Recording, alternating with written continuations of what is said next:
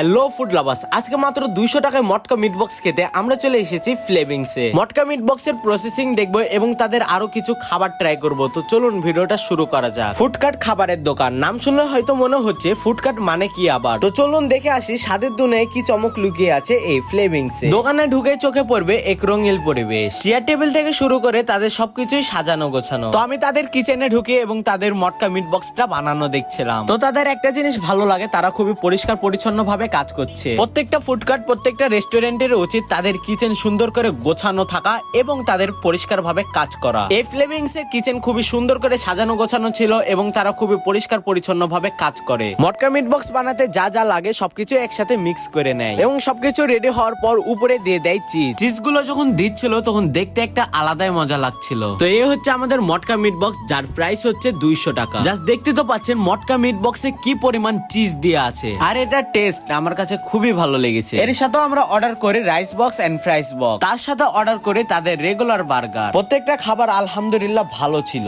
তার সাথে প্রত্যেকটা খাবার গুলো বাজেট ফ্রেন্ডলি। আর এই ফ্লেভিংস এর লোকেশনটা হচ্ছে ঢাকা মিরপুর 10 ব্রড বি। তো সবকিছু মিলে তাদের সার্ভিস এবং তাদের খাবার আমার কাছে ভালো লাগে। তো এই ছিল আজকের ভিডিও। আপনাদের যদি ভালো লেগে থাকে অবশ্যই কমেন্টে জানাবেন। আসসালামু আলাইকুম।